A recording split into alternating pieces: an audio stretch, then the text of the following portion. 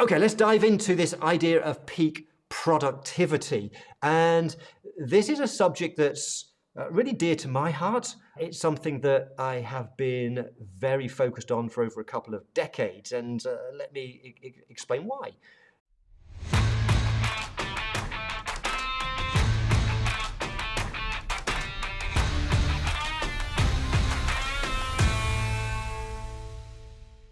So if I go back just over 20 years ago, 2002, 2003, I was in the process of starting the process of selling my first business. My first business, which I started way back in 1996, was my accountancy practice. I was a sole practitioner, and I started passing that across to my client managers in 2003. Sold it a few years later to them.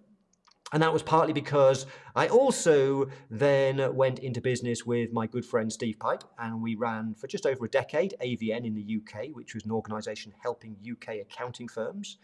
And it was around that time, 2001, 2002, 2003, I was becoming really obsessed with business success. What made people really successful? I was doing a lot of business advisory work in my accounting firm. And so I started studying business success. I started studying people like Sir Richard Branson and starting to try and figure out, well, what do these people have in common? What do they do both in their business and their personal lives to create success? And I started to notice there were lots of common themes, things that kept cropping over and over again that people were doing, both in their business and in their personal life. And I found this fascinating, and I started practicing many of these ideas myself and working towards success. Now, of course, success means something different to different people. Your definition of success might be different to mine. But I've been on this path now for over 2 decades. And what I'm going to share with you today is something that I think I know is one of the keys to the success that I have in life now. I'm very lucky. Some of you do know the story. Sarah and I moved to Portugal 4 years ago. We live in a wonderful place in Portugal by the coast. It's a fishing town. It's bright blue sky right now. Pretty much every day, including today, we take an hour out to go into one of the local cafes, sit in the sun, have a coffee, something to eat. I go out pretty much every day on the bike or go running. Today was a running day. And we also go into town to the restaurants to see friends most evenings. When we finish this session, I'll be going into town to meet a couple of our friends. We're having dinner tonight. And I feel very lucky because also I run a business, the Value Pricing Academy. I know many of you are Value Pricing Academy members, which I absolutely love. This is not work to me. I love the accounting profession. I've been an accountant since 1988. I think it's a fascinating profession, and I love helping accountants and bookkeepers through the Value Pricing Academy, through live streams like this. And one of the things that drives me is when I hear about the amazing successes people are having, like Catherine Hawke, who's here, who we jumped on a little interview video a few months back, and she shared her story of the extraordinary results she was getting in her business by starting to master value pricing. And that's what drives me on. I love helping other accountants just like me. And so it doesn't feel like work to me. I have a business I love. I have a lifestyle that feels like I'm on vacation pretty much every day because of where we live, because of the amount of time that we take out of the business. We don't work Fridays anymore. We work a 4-day week, so we have a lovely long weekend. And I make more money than I know what to do with. I can't spend it. And so that's pretty much sums up my life. It's something that I'm very proud of. It's something that didn't happen overnight. It's taken 2 decades. It's taken a long time. Success doesn't happen overnight. It's about doing the things that lead towards success consistently, consistent things. You have to keep doing the right things consistently. And if you keep doing the right things consistently, then success will come. So what I want to share with you is one of the things that for me has been a very key part of my story, and not just my story, but when I was studying 2 decades ago, successful people, I noticed this was a very, very common theme about how do we achieve peak productivity. And so today's session is more about It's more about things we can do in our personal life to be more successful, rather than things in our business. I mean, we could talk about those things as well, but I want to focus on the personal side of things. And I want to start off by talking about this idea that if you want to be successful, then we need to get more stuff done. I've always been obsessed with productivity. How do we get better results? And so that's partly by getting more stuff done, just being really, really effective with our time, getting stuff done.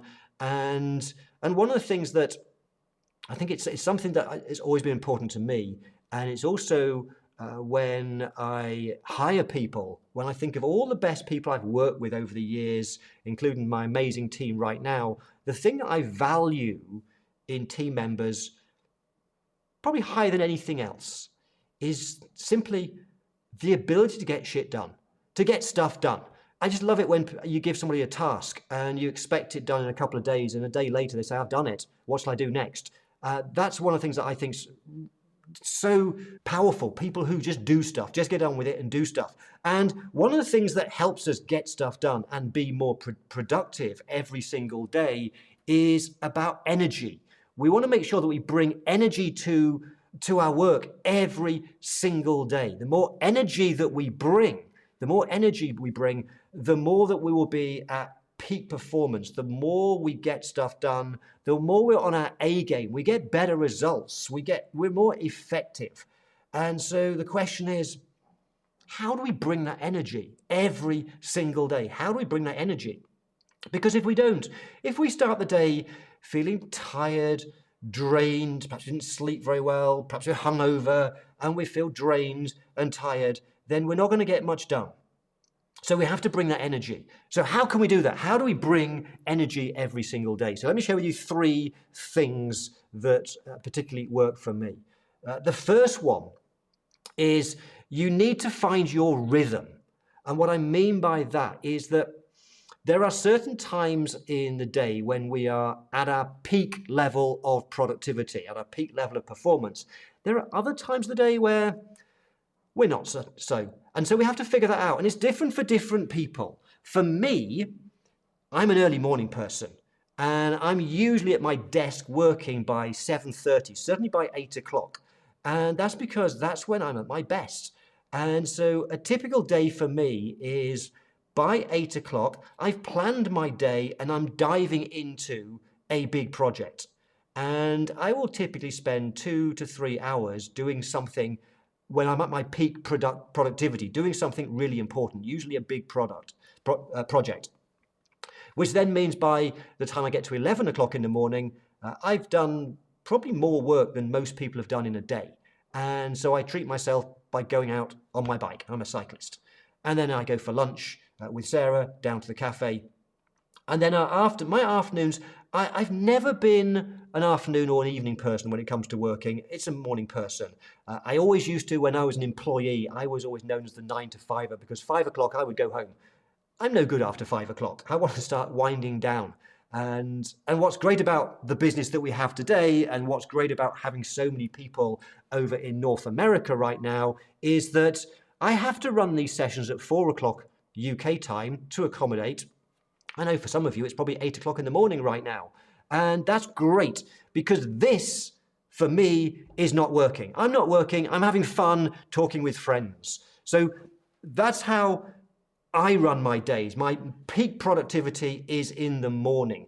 And that means, for example, if anybody wants to have a meeting with me, which of course these days is Zoom meetings. I live in Portugal. I never meet with anybody in the morning. If somebody wants a meeting with me, it's always in the afternoon.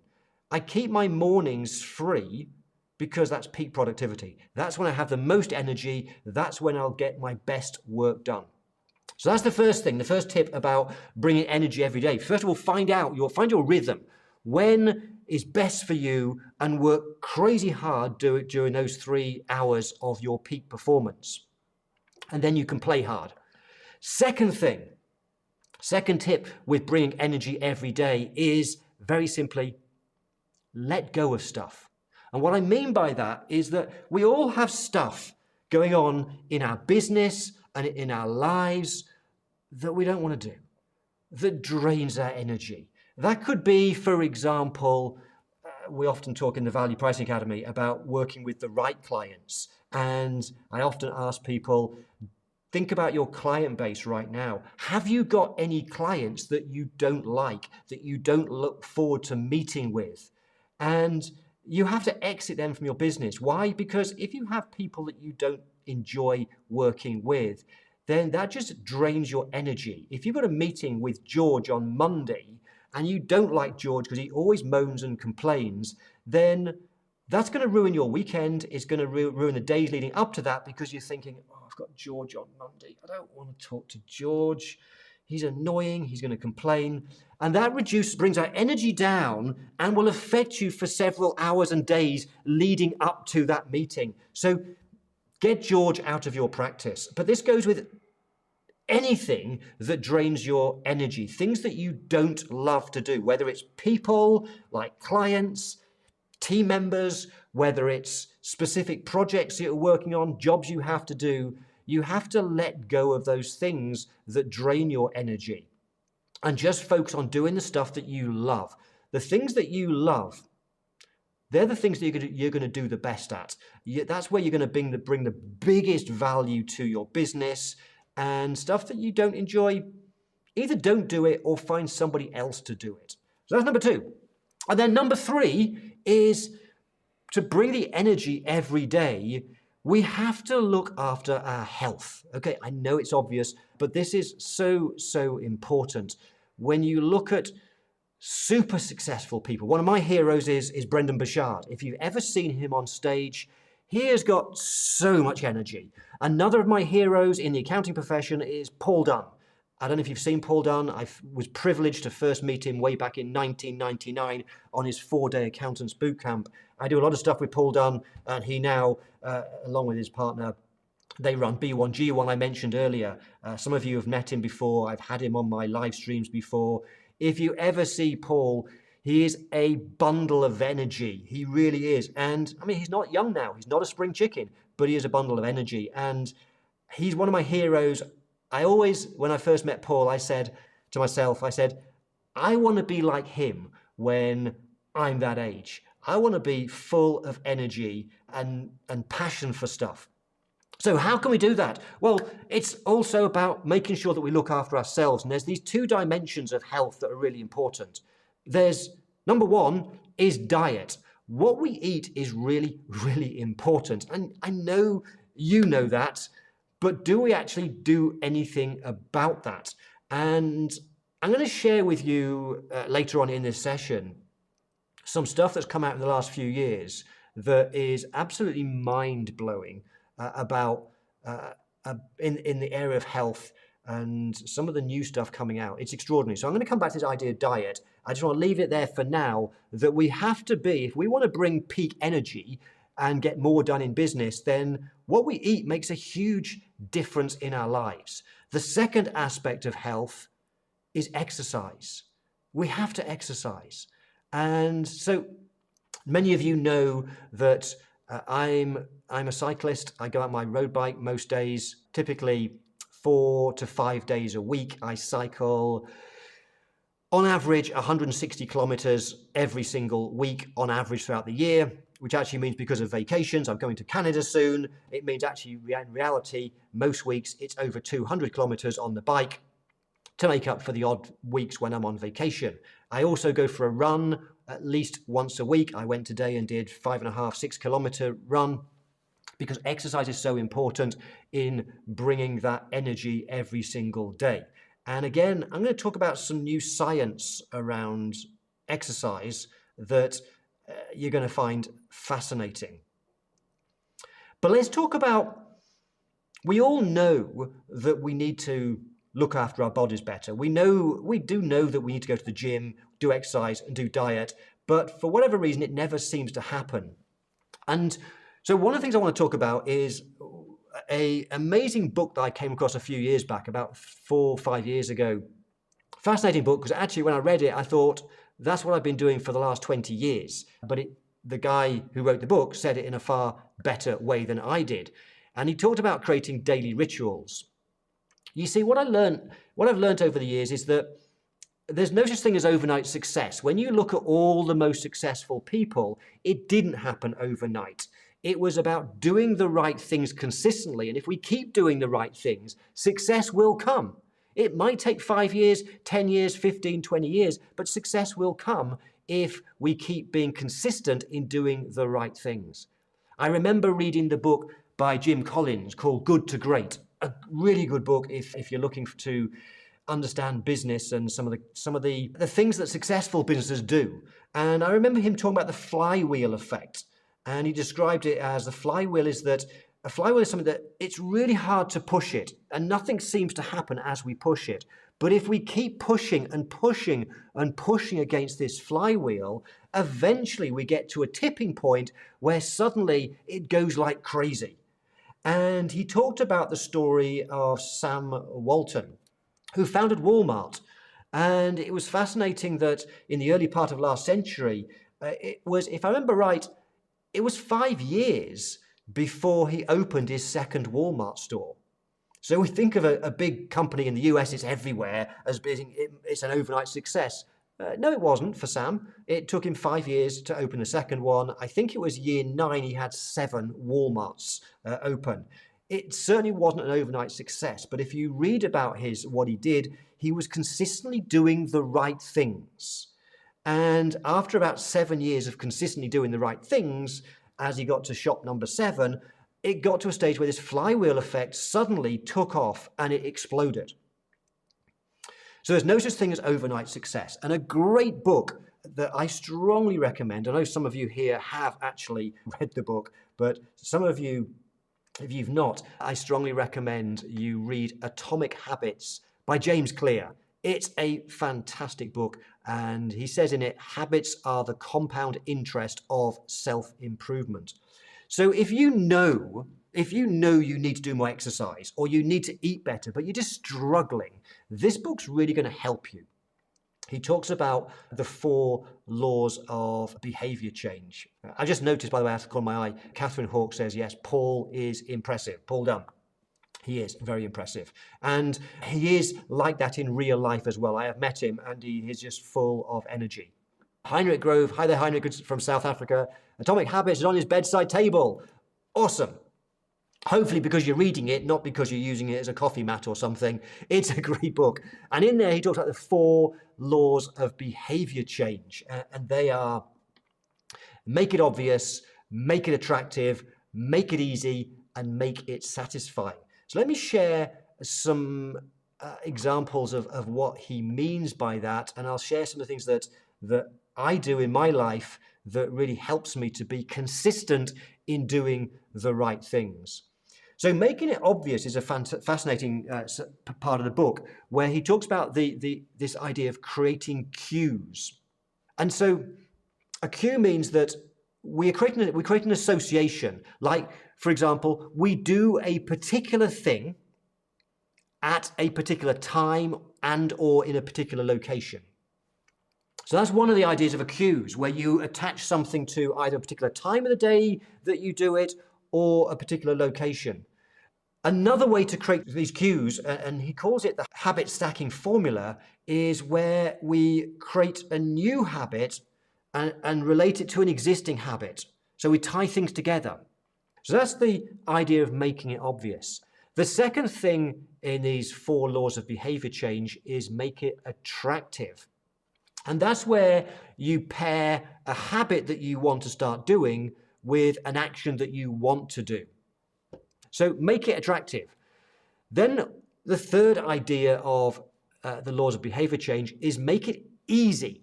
Make it as easy as possible. So, for example, doing something over in just a few minutes regularly is much easier than something big periodically.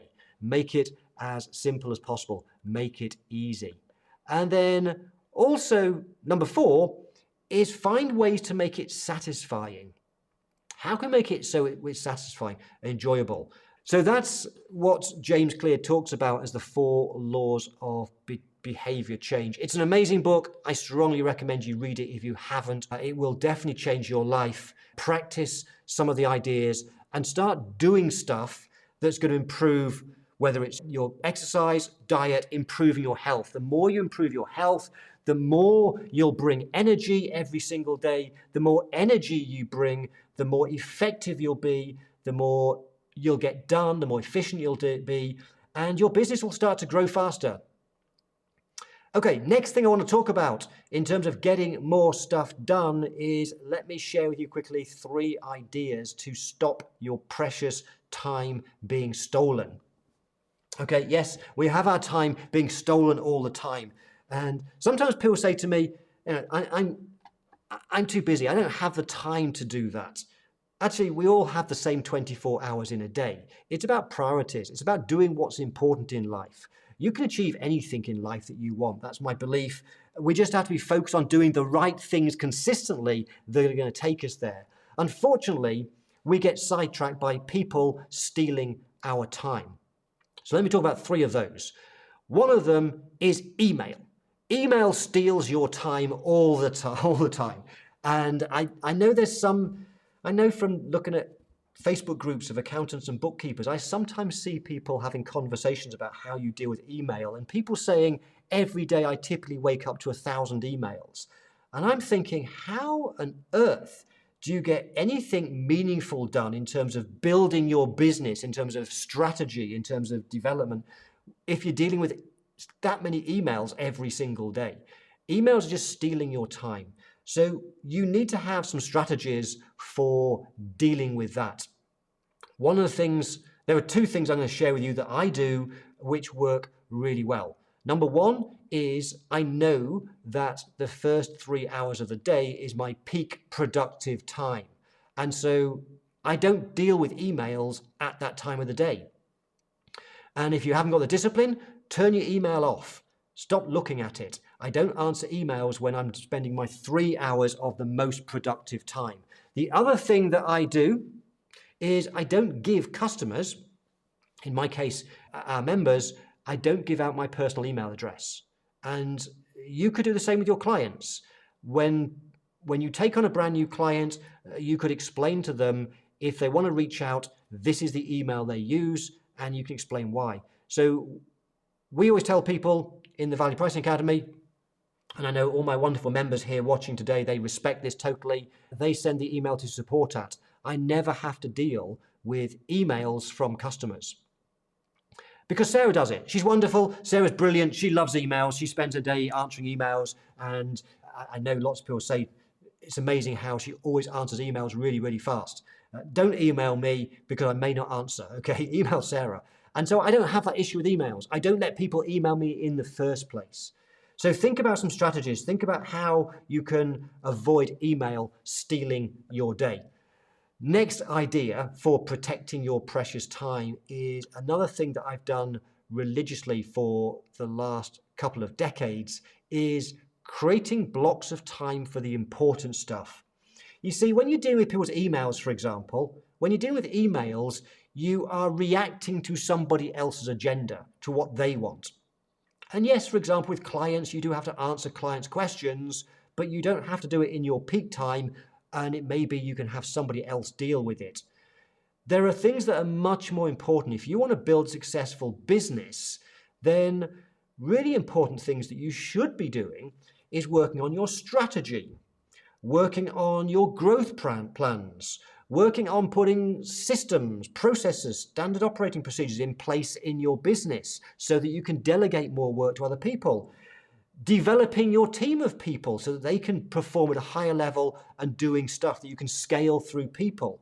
These are all much more important things and use of your time than answering emails. These things have to be done if you want to build a great business.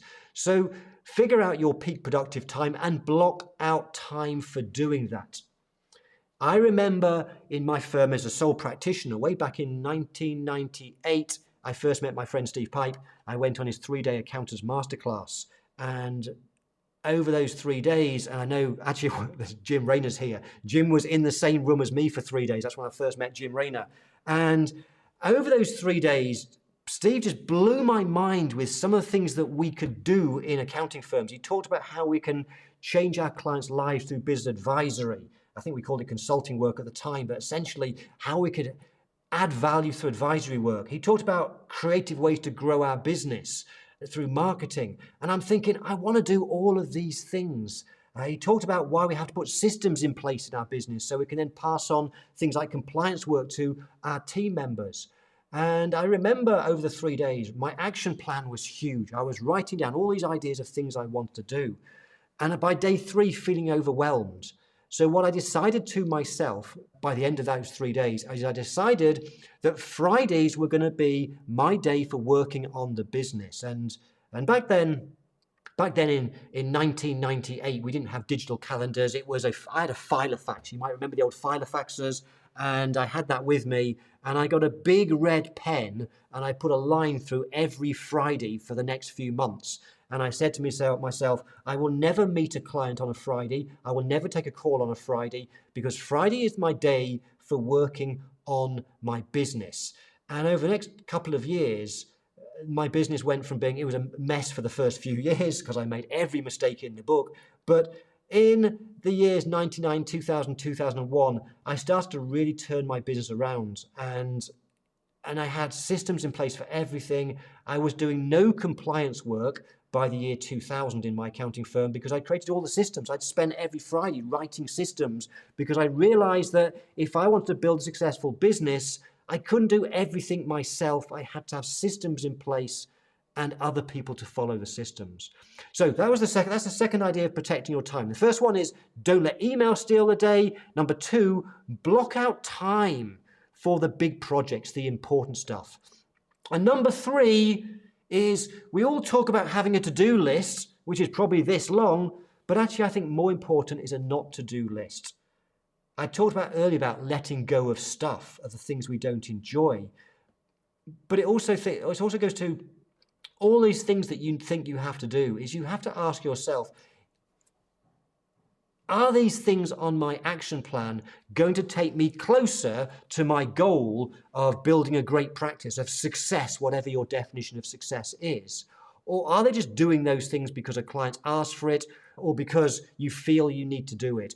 Can you do something different? Can you, rather than you having on your to-do list, can you delegate it? Or perhaps it's not important. There should always be things that you take off your to-do list. Otherwise, you'll be, if it's full of reacting to other people's requests and things, you'll never get time to work on the most important things. So there's 3 ideas to protect your time. Don't let email steal your day. Create blocks of time for the important stuff. And create a not to-do list. Please do share in the comments what is the best thing you've learned today. What's the best thing? And if you've enjoyed it as well, give it the thumbs up. I would appreciate that. Can't wait to see you again very soon. Goodbye for now.